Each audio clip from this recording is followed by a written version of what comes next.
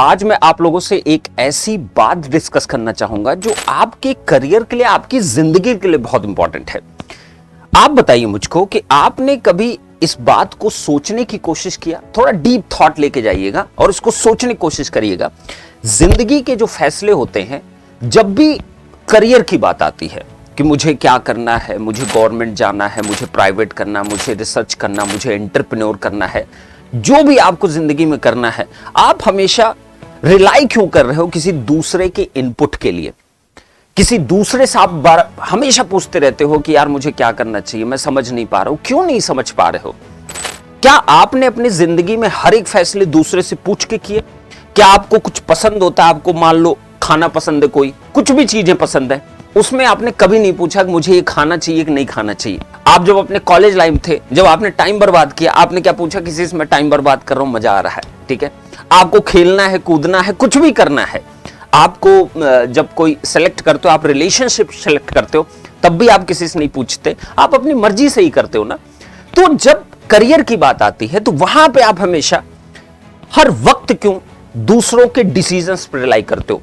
दूसरा कैसे जान सकता है कि आपकी जिंदगी की सिचुएशन क्या है, आपके सर्कमस्टेंसेस क्या है, आपके पोटेंशियल्स क्या क्या, आपकी कैपेबिलिटी क्या है? दूसरा कैसे बता सकता है? आपको सबसे बेहतर आप ही जानते हो। तो अपने डिसीजंस भी जिंदगी में लेना बहुत इंपॉर्टेंट है। अब प्रॉब्लम कहां पे होती है कि once you have decided that I just want to do this thing, let's say चलो आप गेट करना चाहते हो और आपने डिसीजन एक बार मेक कर लिया, अब आप इन्फ्लुएंस होने लगते हो।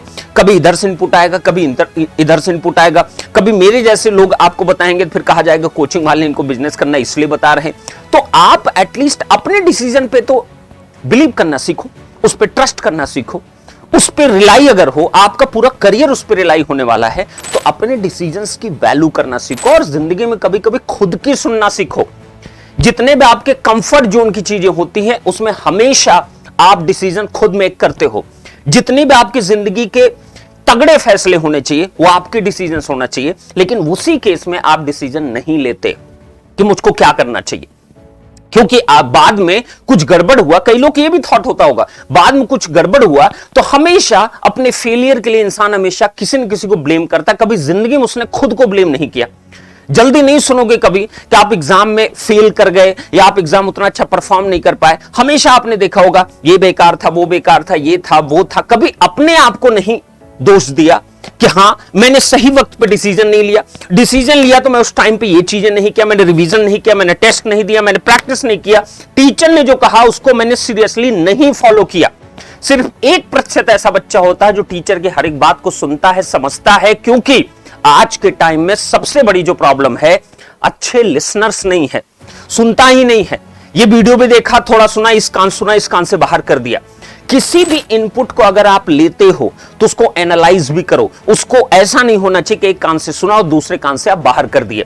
जब तक आपका ये एटीट्यूड रहेगा, तब तक आप समझ के रखिएगा आप जिंदगी में वैसे भी कुछ नहीं कर पाओगे। हर मोड़ पे सिर्फ करियर की बात नहीं करो, जिंदगी के हर एक मोड़ पे आपको हमेशा कष्ट होगा एक डिसीजन लेने के लिए। जब आप बड़े होगे, जब आपकी फैमिली होगी, जब आपके ऊपर रिस्पॉन्सिबिलिटीज आएंगी, तब आपको खुद डिसीजन मेक करना पड़ेगा। तो ये भी एक पर्सनालिटी होती है कि आपको एटलीस्ट डिसीजन लेना चाहिए। और जब आपके करियर की बात हो, तब तो एटलीस्ट अपना डिसीजन पे आप ट्रस्ट रखना सीखे। अब इस केस में अगर आपने डिसीजन मेक किया है तो आपको फिर उसकी शुरुआत भी करनी इंपॉर्टेंट है।